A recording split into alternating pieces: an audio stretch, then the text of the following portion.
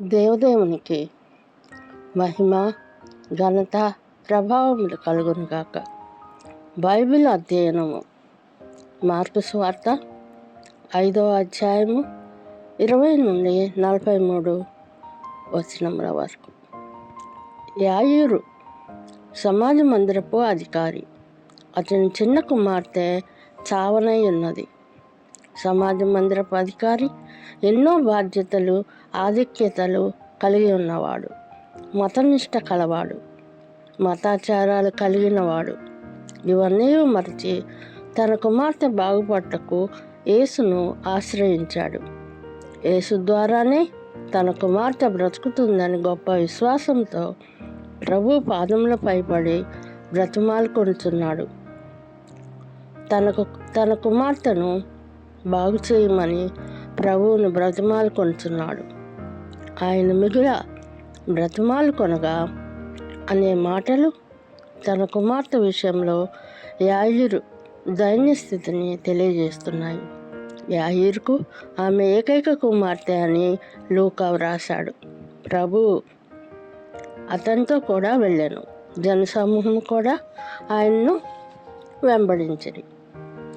రక్తస్రావ రోగము కలిగిన ఒక స్త్రీ. పాత నిబంధన ధర్మశాస్త్ర ప్రకారము అపవిత్రురాలు. 12 సంవత్సరముల నుండి బాధపడుతూ అనేక మంది వైద్యులను సంప్రదించినా ఎంత మాత్రము ప్రయోజనం లేకపోవటను బట్టి చూస్తే ఆమె యొక్క రోగము ఆనాటి వైద్య సహాయానికి మించినదిగా ఉందని తెలియజేస్తున్నది.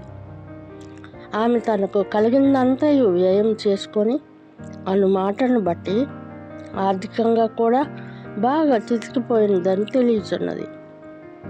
ఆమె ప్రభువుని గురించి తెలుసుకొని ఆయన వస్త్రపు చెంగు ముట్టిన చాలు బాగుపడిందని అనుకొని వెనుకకు వచ్చి ఆయన వస్త్రము ముట్టాను. వెంటనే ఆమె రక్తధార కట్టెను. వెంటనే ఆమెకు సంపూర్ణమైన స్వస్థత పొందెను. యేసు తనలో నుండి ప్రభావము బయలు వెళ్ళినని గ్రహించెను. నా వస్త్రములు ముట్టినదెవరని అడిగాను. ప్రభు ప్రశ్నకు ఆమె భయముతో వణుకుతూ వచ్చి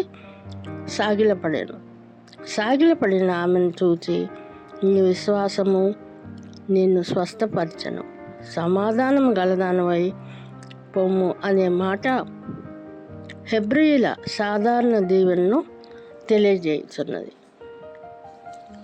క్రీస్తు యాయీరు కుమార్తెను బ్రతికించుట. సమాజ మందిరపు అధికారి ఇంటి నుండి కొందరు వచ్చి, నీ కుమార్తె చనిపోయినది, నీవొక బోధకుని ఎందుకు శ్రమ పెట్టదు అన్నది. అందుకు యేసు యాయీరుతో నమ్మిక మాత్రం ఉంచమని చెప్పి పేతురు, యాకోబు, యోహానులను తనతో తీసుకొని వెళ్ళాను. మరి ఎవరిని తన వెంబడి రానియలేదు. ప్రభువుకు సన్నిహితులు ఈ 3 మాత్రమే. ప్రభువు యాయీరు ఇంట్లోనికి వెళ్ళగా అక్కడున్న వారు గొల్లుగా నుండి చాలా ఏడ్చుచు ప్రలాపించుచుండేది. అది చూచి ప్రభువు, ఈ చిన్నది నిద్రించుచున్నదే కానీ చనిపోలేదు యేసు ప్రకటించెను. అందువల్ల అక్కడున్నవారు ఎగతాళి చేశారు. ఆమె నిద్ర మరణపు నిద్ర కాదని ప్రభు ఉద్దేశము.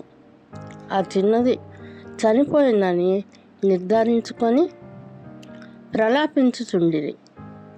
ప్రభువు తలితాకుమి అనగా చిన్నదానా లెమ్ము అని అర్థము.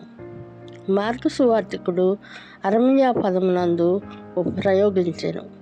అరమ్యా మాటలు ప్రయోగము ఈ సువార్త యందు చూడగలము. వెంటనే చిన్నది లేచి నడవసాగెను. ఆమెకు ఆహారము పెట్టుడని యేసు చెప్పిన మాట ఆమె ఎడల ప్రభు కనపరిచిన శ్రద్ధను తెలియజేయుచున్నది.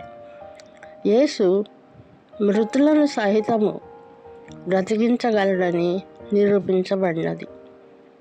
విశ్వాసమునకు అసాధ్యమైనదేదీ లేదని రుజువగుతున్నది. ప్రభువుకు సమస్తము సాధ్యం. ప్రార్థించు. కృపా కనికరము గల దేవా, మా పరలోకపు తండ్రి, మీ పరిశుద్ధ పాదాలు లెక్కలేని స్తోత్రాలు నాయన.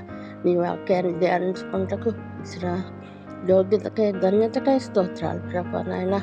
వాక్యము వింటున్న బిడ్డలు, ఏకీభవిస్తున్న బిడ్డలు నాయన, వారి జీవితాల్లో కార్యం జరిగించమని, వారిని ఆత్మీయంగా బలపరచమని, ప్రతి బిడ్డను జ్ఞాపకం చేసుకోనమని యేసు నామములో ప్రార్థించి గణపరచి వేడుకొంచున్నాను పరమ తండ్రి. Amen, amen, amen.